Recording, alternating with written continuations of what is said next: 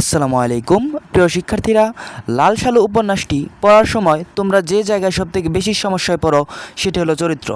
কোন চরিত্রের কী বৈশিষ্ট্য, কে কী করেছে, কোন চরিত্র সম্পর্কে কী তথ্য দেওয়া হয়েছে, এসব বিষয় নিয়ে অনেকেই কনফিউশনে থাকো।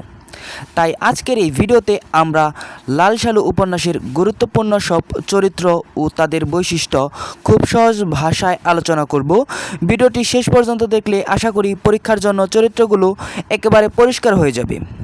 তো আমরা একবার দেখে নিই যে লাল সালু উপন্যাসের যে সকল চরিত্রগুলো আমরা বিশ্লেষণ করব। মজিদ, রহিমা, জমিলা, খালেদ ব্যাপারী, আমেনা, দুদু মিয়া, তাহের কাদেরের বাপ এবং হাসুনির মা। তো আমরা চরিত্রগুলোর বিশ্লেষণে চলে যাচ্ছি। শুরুতেই মজিদ। মজিদ এই উপন্যাসের প্রধান চরিত্র। বলা যায় পুরো কাহিনী তাকে কেন্দ্র করেই এগিয়ে যায়। শারীরিকভাবে সে ছিল রোগা, পাতলা এবং হীনদেহী। চরিত্রের দিক থেকে সে ছিল ভণ্ড, ধর্ম ব্যবসায়ী, স্বার্থপর ও শোষক। মহব্বতনগর গ্রামে এসে সে ধর্মকে পুঁজি করে নিজের প্রভাব বিস্তার করে। তার দুজন স্ত্রী ছিল, প্রথম স্ত্রী রহিমা এবং দ্বিতীয় স্ত্রী জমিলা। রহিমা জীবিত থাকা অবস্থায় দ্বিতীয় বিয়ে করার মাধ্যমে তার লোভী ও ভোগবাদী মানসিকতার পরিচয় পাওয়া যায়। মজিদ নীরব দুপুরে শ্রাবণ মাসে মহব্বতনগর গ্রামে প্রবেশ করে। গ্রামের মানুষকে আকৃষ্ট করার জন্য সে নাটকীয় ভঙ্গিতে দুই হাত তুলে মোনাজাত করতে করতে গ্রামে প্রবেশ করে। পরে সে একটি অজানা কবরকে মুদাচ্ছের পীরের মাজার বলে প্রতিষ্ঠা করে। এই মাজারই ছিল তার ক্ষমতার প্রধান উৎস। মাজারকে কেন্দ্র করে সে অর্থ, সম্মান ও প্রভাব সব কিছুই অর্জন করে। আক্কাস আলী তখন গ্রামে একটি স্কুল প্রতিষ্ঠা করতে চেয়েছিল। তখন শিক্ষিত মানুষ হলে তার ধর্ম ব্যবসা বন্ধ হয়ে যাবে, এই ভয়ে মজিদ গ্রামের মানুষকে উস্কে দিয়ে আক্কাস আলীকে গ্রাম ছাড়া করে। চলে যাচ্ছি পরবর্তী চরিত্রে, রহিমা। রহিমা ছিলেন মজিদের প্রথম স্ত্রী। তিনি মহব্বতনগর গ্রামেরই একজন সাধারণ নারী। তিনি ছিলেন স্বামীর একান্ত অনুগত। স্বামী যা বলতেন তাই মেনে চলতেন। স্বামীর কথার বিরুদ্ধে কখনো যেতেন না। তিনি বিশ্বাস করতেন মজিদের অলৌকিক শক্তি আছে, তাই স্বামীকে নিয়ে তিনি গর্ববোধ করতেন। শারীরিকভাবে তিনি ছিলেন লম্বা, শক্ত, সমর্থ ও কর্মঠ। স্বভাব ছিল শান্ত, ভীতু ও ধৈর্যশীল। তিনি খুদাকে, মাজারকে এবং মজিদকে খুব ভয় পেতেন। রহিমার কোনো সন্তান ছিল না। সন্তান না থাকায় তার মন সবসময় কষ্টে ভরা থাকত। এই নিঃসন্তান হওয়ার কারণেই মজিদ দ্বিতীয় বিয়ে করার কথা বলেছে। মজিদের চরিত্র ছিল ভণ্ড ও স্বার্থপর, কিন্তু রহিমা ছিলেন তার সম্পূর্ণ বিপরীত চরিত্রের। তিনি ছিলেন সহজ সরল, ধর্মভীরু ও সৎ একজন নারী। উপন্যাসে রহিমা একটি ইতিবাচক ও সহনশীল চরিত্র হিসেবে পরিচিত। সংক্ষেপে বলতে গেলে রহিমা মজিদের প্রথম স্ত্রী, শান্ত, ভীতু, ধর্মভীরু, স্বামীর অনুগত, নিঃসন্তান, সহজ সরল চরিত্র। এবার আসি জমিলা চরিত্রে। জমিলা ছিলেন মজিদের দ্বিতীয় স্ত্রী। তিনি ছিলেন অল্প বয়সী কিশোরী এবং গরিব পরিবারের মেয়ে। বয়সে অনেক ছোট হওয়ায় মজিদকে দেখে প্রথমে তার মনে হয়েছিল তিনি যেন তার শ্বশুরের বয়সী একজন মানুষ। রহিমা তাকে ছোট বোনের মতো ভালোবাসতেন এবং মাতৃস্নেহে আগলে রাখতেন। জমিলাও রহিমাকে মায়ের মতো সম্মান করতেন।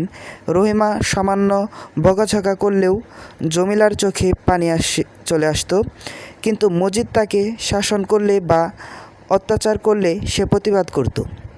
উপন্যাসে এক পর্যায়ে সে মজিদের মুখে থুতু নিক্ষেপ করে, যা তার সাহসী ও বিদ্রোহী মনোভাবের প্রকাশ। সে প্রায়ই মজিদ এবং তার বয়স নিয়ে হাসি তামাশা করত। মজিদের কথিত অলৌকিক শক্তি, মাজার, কুসংস্কার ও অন্ধবিশ্বাস এসব সে বিশ্বাস করত না। তাই জমিলা উপন্যাসে কুসংস্কার ও ধর্মব্যবসার বিরুদ্ধে প্রতিবাদী চরিত্র হিসেবে পরিচিত।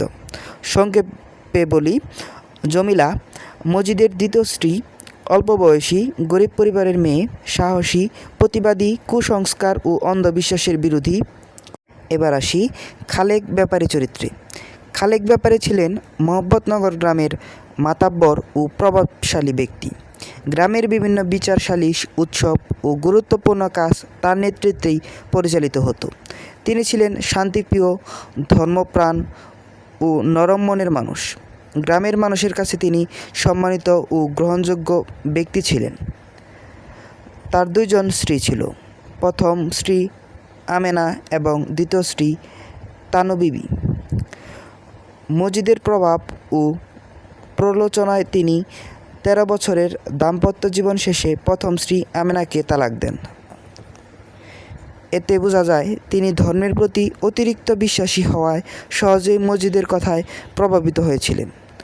উপন্যাসে তিনি এমন একজন চরিত্র যিনি ভালো মানুষ হয়েও মজিদের ভণ্ডামি ও ধর্মব্যবসার শিকার হন। সংক্ষেপে বলি, খালেক ব্যাপারী হলেও মোহাম্মদনগর গ্রামের মাতাব্বর, শান্তিপ্রিয়, ধর্মপ্রাণ, নরম মনের মানুষ। মজিদের প্ররোচনায় আমেনাকে তালাক দেন। এবার আসি আমেনা চরিত্রে। আমেনা ছিলেন খালেক ব্যাপারীর প্রথম স্ত্রী। মাত্র 13 বছর বয়সে তার বিয়ে হয় খালেক ব্যাপারীর সঙ্গে। উপন্যাসে তার বর্তমান বয়স প্রায় 30 বছর। দীর্ঘ 17 বছর তিনি খালেক ব্যাপারীর সংসার করছেন। তার সতীন ছিলেন তানু বিবি। আমেনার কোনো সন্তান ছিল না। নিঃসন্তান হওয়ায় তিনি সবসময় মানসিক কষ্টে ভুগতেন। সন্তানের আশায় তিনি আওয়ালপুরের পীরের পানি পড়া এনে দেওয়ার জন্য খালেক ব্যাপারীকে অনুরোধ করে। পরে মজিদের প্ররোচনায় খালেক ব্যাপারী তাকে তালাক দেন। যদিও আমেনার কোনো দোষ ছিল না। বাবার বাড়ি ফেরার পথে শ্বশুরবাড়ির থুতামুখ তালগাছ দেখলে তার কান্না চলে আসতো, কারণ সে সংসারে আর এখনও ফিরে যেতে পারবে না। এই কষ্ট তাকে ভীষণভাবে আঘাত করত। আমেনা উপন্যাসের অসহায়, নিঃসন্তান ও সমাজের কুসংস্কারের শিকার এক নারী হিসেবে চিহ্নিত হয়েছে। সংক্ষেপে মনে রাখতে বলি, আমেনা হলো খালেক ব্যাপারীর প্রথম স্ত্রী। 13 বছর বয়সে বিয়ে হয় তার। নিঃসন্তান, পীরের পানি পড়ার বিশ্বাসী, মজিদের প্ররোচনায় তালাকপ্রাপ্ত, প্লাস অসহায় নারী। এবার আসি পরবর্তী চরিত্র দুদু মিয়া চরিত্রে। দুদু মিয়া ছিলেন মোহাম্মদনগর গ্রামের একজন সাধারণ কৃষক। তিনি ছিলেন 7 ছেলের বাবা। তার মাথার চুল ছিল আধা পাকা। শারীরিকভাবে তিনি ছিলেন বলিষ্ঠ। লেখক তাকে গাধার মতো পিঠ ও ঘাড় সমান বলে বর্ণনা করেছেন। তিনি ছিলেন অশিক্ষিত ও সরল মানুষ। একদিন মজিদ তাকে জিজ্ঞেস করে, কলমা জানো মিয়া? তখন লজ্জা পেয়ে তিনি বলেন, আমি গরিব মূর্খ মানুষ, কলমা জানমু কেমনে? একথার মাধ্যমে তার অজ্ঞতা ও সরলতা প্রকাশ পায়। মজিদ তার এই অশিক্ষার সুযোগ নিয়ে তাকে ভয় দেখায় এবং নিজের প্রভাব বজায় রাখে। দুদু মিয়া উপন্যাসের গ্রামের সরল, সহজ ও ধর্মীয় জ্ঞানহীন সাধারণ মানুষের প্রতিনিধি। সংক্ষেপে মনে রাখতে বলি, দুদু মিয়া হলো 7 ছেলের বাবা, আধা পাকা চুল, অশিক্ষিত, সরল, কমলা জানতেন না, সাধারণ গ্রামীণ মানুষের প্রতিনিধি। এবার আসি তাহের কাদেরের বাপ চরিত্রে। উপন্যাসে তার কোনো নাম উল্লেখ করা হয়নি। তিনি ছিলেন তাহের কাদের ও রতনের বাবা এবং হাসুনির মায়ের বাবা। স্বভাবের দিক থেকে তিনি ছিলেন বদরাগী, জেদি, একরোখা। একসময় তিনি বুদ্ধিমান, অভিজ্ঞ লোক হিসেবে পরিচিত ছিলেন। তিনি মজিদের কথিত অলৌকিক শক্তিতে বিশ্বাস করতেন না। মজিদের ভণ্ডামি ও ধর্মব্যবসা সম্পর্কে তার মনে সন্দেহ ছিল। তার স্ত্রীর সঙ্গে প্রায়ই ঝগড়া ও কথা কাটাকাটি হতো। স্বামী স্ত্রী দুইজনেই একে অপরকে অকথ্য ভাষায় গালাগালি করতেন। তার চরিত্রের মাধ্যমে লেখক একটি ঝগড়াপূর্ণ পারিবারিক পরিবেশ তুলে ধরেছেন। তিনি উপন্যাসে যুক্তিবাদী ও মজিদের ভণ্ডামির বিরোধী একজন চরিত্র হিসেবে পরিচিত। সংক্ষেপে বলি, তাহের কাদেরের বাপ নামবিহীন চরিত্র, বদরাগী, জেদি, একসময় বুদ্ধিমান, মজিদের অলৌকিক শক্তিকে অবিশ্বাসী, স্ত্রীর সঙ্গে সবসময় ঝগড়া করতেন। এবার চলে যাচ্ছি সর্বশেষ চরিত্র হাসুনির মা চরিত্রে। হাসুনির মা ছিলেন তাহের কাদেরের বোন এবং তাহের কাদেরের বাবার একমাত্র মেয়ে। তিনি ছিলেন অত্যন্ত দরিদ্র ও বিধবা নারী। স্বামীর মৃত্যুর পর তিনি বাবার বাড়িতে এসে বসবাস করতে থাকেন। জীবিকা নির্বাহের জন্য তিনি বাড়ি বাড়ি গিয়ে ধান ভানার কাজ করতেন। পরিবারের কষ্ট ও দারিদ্র্যের মধ্যেও তিনি সংগ্রাম করে জীবন কাটাতেন। তিনি আবার বিয়ে বা নিকাহ করতে রাজি ছিলেন না, কারণ আগের শ্বশুরবাড়ির তিক্ত অভিজ্ঞতা তাকে মানসিকভাবে কষ্ট দিয়েছিল। ঝড় উঠলে তার হইচই ও চিৎকার করার অভ্যাস ছিল। বাবার মারধর ও অপমান সহ্য করতে না পেরে একসময় তিনি রহিমাকে বলেন, ওনারে কন আমার মৌতের জন্য দোয়া করে। এখানে ওনারে বলতে মসজিদকে বোঝানো হয়েছে।